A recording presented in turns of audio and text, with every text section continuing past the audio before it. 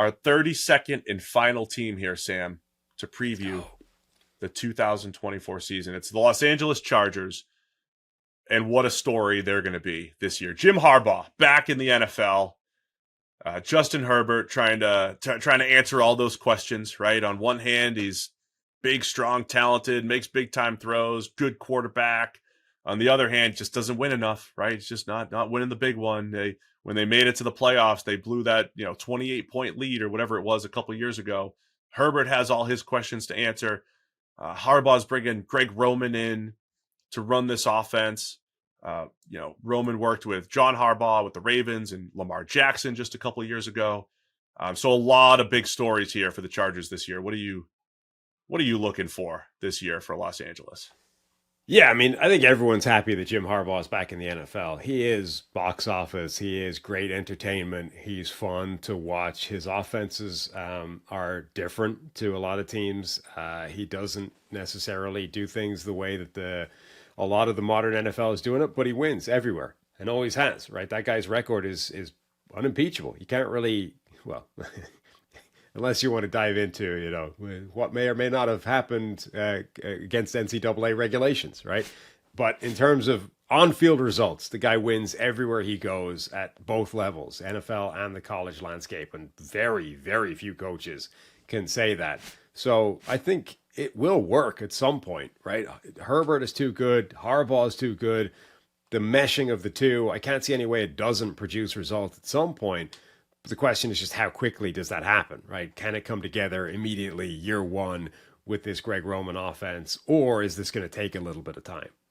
Yeah, I don't know how much stock you put into this, but he did have a quick turnaround with the 49ers. The 49ers were in rough shape record-wise, and he immediately turned that team around. And before you know it, they're in NFC Championship games and they're in Super Bowls. He did not turn Michigan around immediately.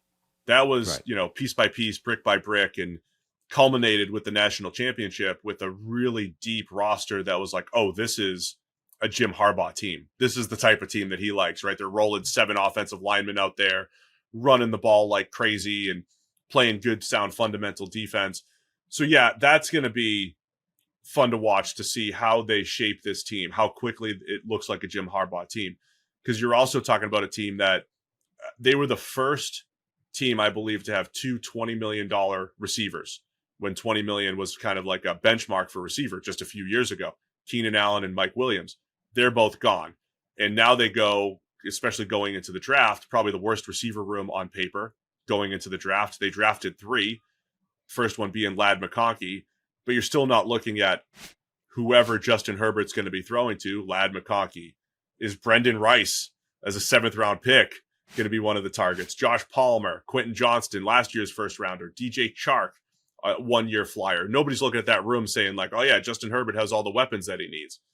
But it's a run first system with Greg Roman, right? That's what they do historically. So I'm curious about that mesh there, because Roman got the most out of Colin Kaepernick for a couple of years. He got a lot out of Lamar Jackson, but it kind of stalled out at one point. What does this offense look like with Herbert, who's not as much of a true running quarterback like some of those other guys? Yeah, and Herbert is now coming off this plantar fasciitis foot injury, so we're not even dealing with a fully healthy Justin Herbert going into the system that generally likes its quarterbacks to be more mobile, more rushing than traditional pocket passers. That is an interesting dynamic as well. By the way, don't sleep on Brendan Rice becoming this number 1 guy. Remember at draft time where he went, fell all the way to the 7th round, and Jerry Rice was so disgusted by this, he was like, all right, that's it. I'm taking over. I am now in charge of Brendan Rice's career going forward, and this is never happening again. Jerry Rice may be fixing Brendan Rice in front of everybody's eyes, and turning him into this number 1 superstar wide receiver. Don't dismiss that as a possibility. I'm not sleeping on it. I can't wait to see what happens here. Herbert's on four offensive coordinators in 5 years now. And, we talked a lot about what his profile ended up looking like I thought he surprised a lot of people as a rookie in 2020, just stepped right in, forced into after Tyrod Taylor got stabbed in the heart. And that's what happened, right? in the lung, punctured lung. But all of a sudden, Herbert, it's like, whoa, that arm strength is amazing. The RPMs on his deep outs, and he's throwing 55-yard passes in stride. And it's like, he's Justin Herbert, big time throw guy, big time throws left and right. But he's really been one of the best in the NFL at taking care of the football.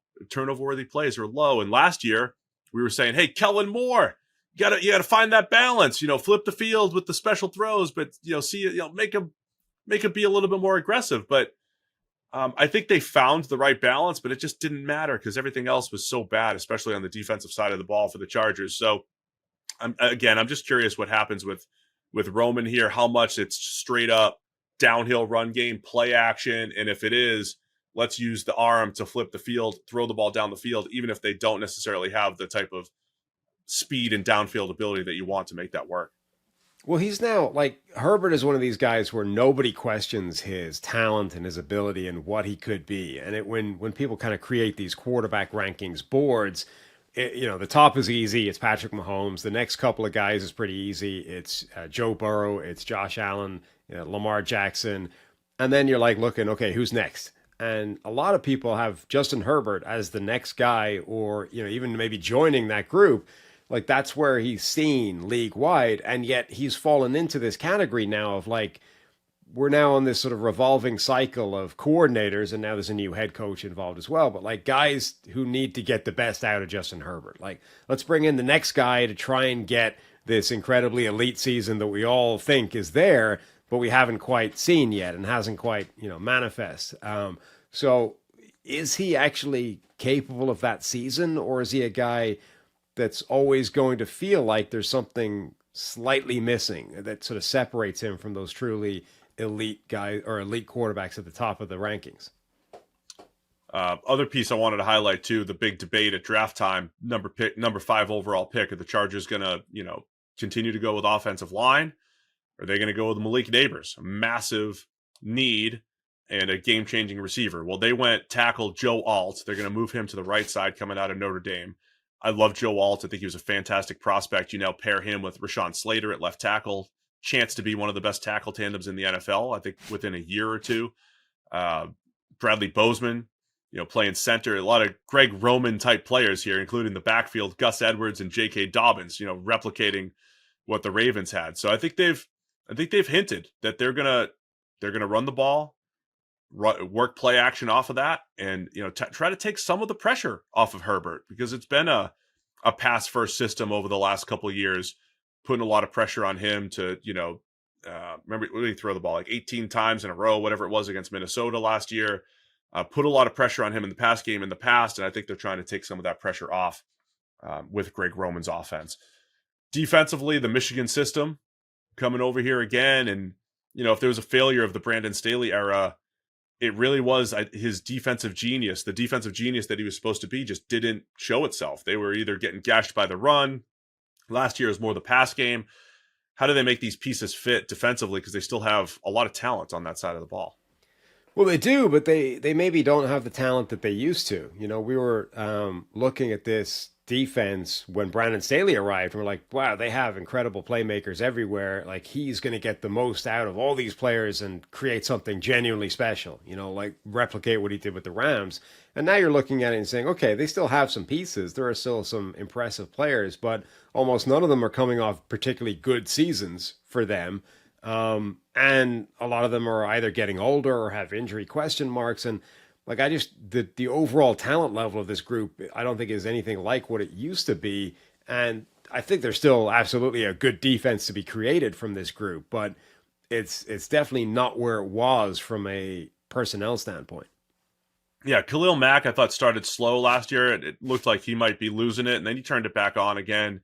Looked pretty good. Joey Bosa's only played 527 snaps over the last 2 years. I mean, they need both of those guys rushing effectively off the edge. Derwin James, the other guy too, who had been a star forever, do-it-all safety, and they moved him around a lot last year. He's coming off his worst season statistically as well. So I'm curious to see how they get that back on track. Jesse Minter's coming up from Michigan to run the defense, and again, this is the scheme that is taking the NFL by storm. The Ravens scheme and the Mike McDonald system, where it's it's not as well defined as the type. It's not like the Seattle cover three where it's like I know exactly what the left corner is supposed to look like and the free safety is supposed to look like. It's not as well defined, but it is. It's a little bit more disguise.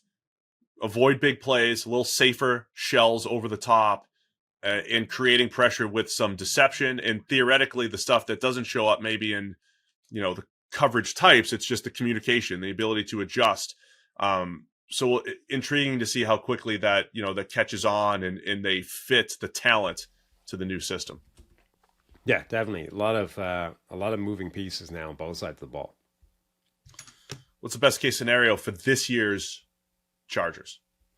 Best case scenario is quick success, right? Harbaugh does have an instant effect on everything, and maybe he's able to get the best out of Quentin Johnston, their former first round wide receiver, and Justin Herbert gets this mythical year that everyone thinks is in there somewhere, and the Chargers become the clear second best team in this division and are a playoff team, and are a coming force that in future years look to be contenders. Yeah, I think you see elite Justin Herbert. I think you see that Harbaugh mentality right away, right? They're running the ball and they're putting Herbert in position to succeed. He's flipping the field, throwing the ball down the field. Lad McConkey. I mean, I loved McConkey at draft time. You don't often see the speed and quickness in receivers. He looked like the speed at which he could run routes and get in and out of his breaks was pretty special. I didn't know at first if he would get drafted in the fringe first round, but he did, and people saw the same thing that I saw with that speed. So as if he hits the ground running, and you mentioned if Quentin Johnston just catches the ball a little bit better, maybe they can get some big plays out of him, and maybe it's that culture change in the style, because ultimately it's like Jim Harbaugh is coming in to defeat the Chiefs, to go try to upset the AFC West. They might get there in a few years, but if that gets accelerated, I think that is a best case scenario. Worst case would be like, hey, you're in transition, right? You don't have the receiving depth. You don't have the defensive tackle situation. I think worries me for the 15th straight year for the Chargers. That's been an issue for a while where they can get gashed up front. They just don't have the big bodies to play the run. So I worry about some of the personnel issues in a couple of those spots across the roster. Yeah, if it basically just feels like a transition year where nothing was really achieved, Herbert didn't take a step forward, was dealing with injuries, wasn't able to overcome a receiving core that looks like a problem. The defense doesn't have enough talent to make an impact yet, and it all just feels like we just tread water for a year, and next year is when we're going to make some moves happen. Position group for me is those receivers. We've mentioned them a bunch, but they need two or three guys to step up. It's more of a two receiver type of set, right? They're going to play, they use a fullback and tight ends. You at least need two dependable options though at receiver. Yeah, and they do. And maybe it's entirely conceivable that their best two receivers end up being the two rookies, right? Lad McConkey and maybe Brendan Rice. Maybe Jerry does create Brendan Rice, the best version of him, but Joshua Palmer might be the best receiver. Quentin Johnston, I don't think looks like he's going to become that guy. DJ Chark they signed, he's very much a sort of one-dimensional, inconsistent threat. They just don't, that group does not look like it's capable of being what they need it to be for Justin Herbert to be the best version of himself and for this offense to be as good as it could be. The other position group just, I think, will be key is those edge rushers that I talked about. If Joey Bosa can be healthy and Khalil Mack still has it. Remember last year, second round, Tuli Peloto coming out of USC. He showed some flashes as a rookie. They could be three deep at edge, and I think they're going to need to rely on their ability to maybe cover up some of the issues on the defensive interior. They also have old friend Bud Dupree on the roster right now, maybe as a pass rush specialist type at this point. So keeping an eye on that position group as well. All right, man. Anything else on the Chargers before we make our picks for the AFC West? Just glad Jim Harbaugh's back in the NFL. I'm just so excited. We get new quotes every week, and it's going to be great. The one other piece, though, that I want to mention is the Ravens front office. They pulled a lot of people from the Ravens front office. I think they've got, I feel good about the Chargers 2 and 3 years from now, that they're going to be in a good position. I don't know if they'll be there this year just yet. They're trying to undo a lot and reset a lot. But I feel good about where they'll be 2 or 3 years from now, given all of the additions, including Jim Harbaugh and including having Justin Herbert as the guy to build around. Yeah, I mean, I think that's the right sort of interpretation or analysis. Like everybody really seems to think it will work at some point. The question is just what's the time scale? Does this happen within a season, or is this more of a 2 or 3 year fix that Harbaugh is going to undertake? It's like the lowest I've been on the Chargers in the preseason in about 10 years. And I'm still going to probably take them second in the division.